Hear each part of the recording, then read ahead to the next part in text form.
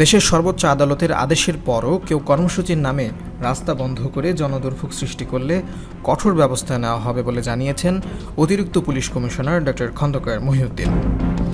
বৃহস্পতিবার দুপুরে ঢাকা মহানগর পুলিশের ডিএমপি মিডিয়া সেন্টারে সংবাদ সম্মেলনে এ তথ্য জানান তিনি।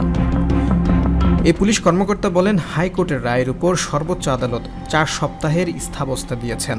ফলে আজ থেকে শিক্ষার্থীদের আর জনদুর্ভোগ করার কোনো অবকাশ আছে বলে ডিএমপি মনে করে না।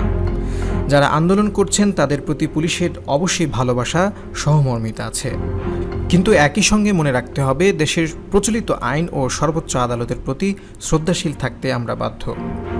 সে জায়গা থেকে যেহেতু শিক্ষার্থীরা শিক্ষিত, ফলে ডিএমপির পক্ষ থেকে আমি বিনীত অনুরোধ করছি তারা যেন জনদুর্ভোগ হয় এমন কোনো কর্মসূচি না দেয়।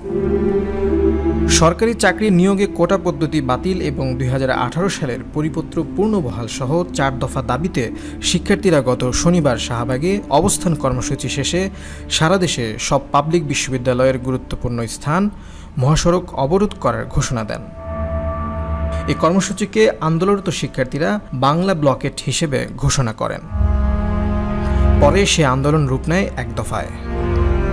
সে ধারাবাহিকতায় রোববার বিকেল 4টা থেকে 8টা পর্যন্ত বৈষম্য বিরোধী ছাত্র আন্দোলনের ব্যানারে টানা 4 ঘণ্টা ঢাকার গুরুত্বপূর্ণ পয়েন্টগুলোতে প্রথম দিনের বাংলা ব্লকেট কর্মসূচি পালন করেন আন্দোলনরত শিক্ষার্থীরা। ওই দিন রাতেই নতুন কর্মসূচি ঘোষণা করে পরদিন সোমবারও বিকেল 3:30 থেকে ঢাকাসহ সারা দেশে একই কর্মসূচি পালন করেন তারা।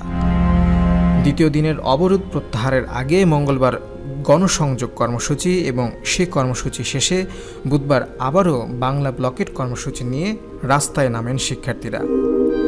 এদিকে গতকাল সরকারি চাকরিতে কোটা পদ্ধতি নিয়ে হাইকোর্টের দেওয়া রায়ের ওপর 1 মাসের স্থিতাবস্থা দেন সুপ্রিম কোর্টের আপিল বিভাগ।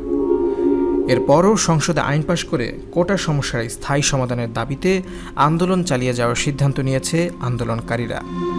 সে অনুযায়ী বৃহস্পতিবার বিকেল 3টা থেকে সারা দেশে বাংলা ব্লকেট কর্মসূচি পালন করবেন তারা।